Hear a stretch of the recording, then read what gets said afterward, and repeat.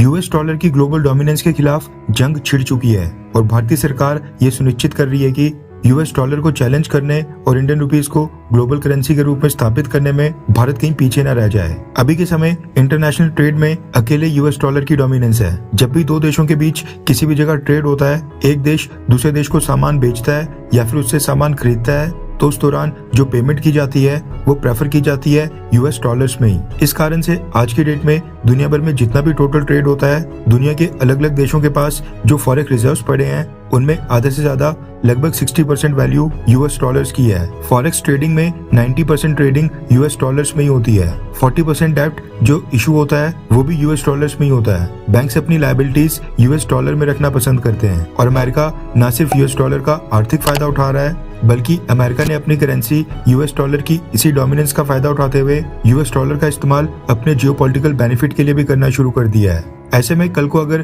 किसी कारण से अमेरिका ने ईरान और रशिया की तरह भारत को भी ट्रीट किया तो ये हमारे लिए काफी नुकसानदेह होगा। भारत आने वाले समय की इकोनॉमिक सुपर पावर होने वाला है। 20 से 25 सालों के बाद हम चाइना के बाद दुनिया की दूसरी सबसे बड़ी अर्थव्यवस्था वाले देश बन जाएंगे। उस समय अगर हमारी अर्थव्यवस्था की तरह हमारी करेंसी इंडियन रुपीस स्ट्रांग नहीं हुई तो फिर भारत उस समय ट्रू सेंस में इकोनॉमिक सुपर पावर कभी नहीं कहलाएगा। भारतीय सरकार को इस बात का बखूबी एहसास हो गया है कि इंडियन रुपीस को एक वेल एस्टेब्लिश्ड ग्लोबल करेंसी के रूप में स्थापित करने के लिए अगर हम आज कदम उठाते हैं तो कम से कम भी 20 से 25 सालों के बाद हमें कोई सिग्निफिकेंट डिफरेंस देखने को मिलेगा, लेकिन उसकी नींव आज ही रखनी पड़ेगी। और खुशी की बात यह है कि मोदी सरकार ने इस दिशा में बहुत ही तेजी से काम शुरू कर दिया है। रिसेंटली खबर आई थी कि भारतीय सरकार ने अफ्रीकन देशों के साथ इंडियन रुपीस में ट्रेड करने के लिए नेगोशिएशन शुरू कर दिए हैं और अब खबर निकल कर आ रही है कि भारत सरकार ने अपने एक बड़े क्रूड ऑयल सप्लायर देश के सामने इंडियन रुपीस में ट्रेड सेटलमेंट की डिमांड रखी है। रिपोर्ट्स के मुताबिक इंडिया के ट्रेड मिनिस्टर पीयूष गोयल साहब और यूएई के minister of executive council Sheikh Hamid bin Zayed Al Nahyan की लीडरशिप में पिछले कल मुंबई में इन्वेस्टमेंट को प्रमोट करने के लिए high level joint task force की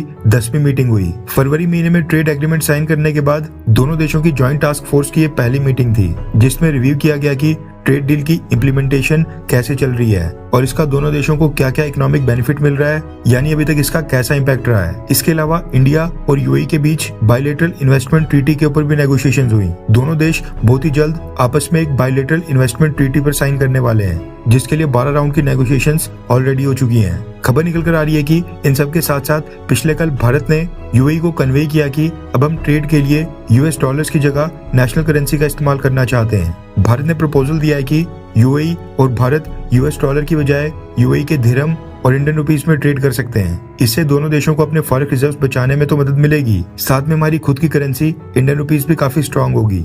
रिपोर्ट्स के मुताबिक दोनों देशों ने नेशनल करेंसी में ट्रेड करने के लिए कौन सा मैकेनिज्म अपनाया जा सकता है, पिछले कल इसके ऊपर भी डिस्कशन और चर्चा की। देखा जाए तो ये डी डॉलराइजेशन की तरफ भारत का बहुत ही बड़ा मूव है, क्योंकि यूएई हमारा 5वां सबसे बड़ा क्रूड ऑयल सप्लायर देश है, जिसके साथ हमारे संबंध लगातार मजबूत हो रहे हैं। ऐसे में अगर यूएई नॉर्मल गुड्स के साथ साथ क्रूड ऑयल की पेमेंट भी नेशनल करेंसी के रूट से ही करने के लिए मान गया तो इससे हमको बहुत ही बड़ा फायदा होगा और यूएई को देखकर और भी क्रूड ऑयल सप्लायर देश इंडियन रुपीस में ट्रेड करने के लिए मान सकते हैं। भारतीय सरकार का कहना है कि यूएई के साथ नेशनल करेंसी में बायलैटरल ट्रेड शुरू करने के लिए वो काफी उत्सुक हैं और जल्दी इसके ऊपर यूएई की तरफ से गुड न्यूज आ सकती है। रिपोर्ट के मुताबिक मोदी सरकार चाहती है कि साल 2047 में जब हम आजादी की 100वीं सालगिरह मना रहे होंगे तब तक भारत एक डेवलप्ड देश बन जाए और हमारी करेंसी इंडियन रुपीस एक ग्लोबल करेंसी के रूप में स्थापित हो जाए। सरकार ने आरबीआई को खास दिशा निर्देश दिए हैं, जिसके बाद आरबीआई इंडियन रुपीस में ट्रेड सेटलमेंट के लिए एक खास मैकेनिज्म तैयार कर रहा है, जिसको इंटरनेशनल बैंक्स और पार्टीज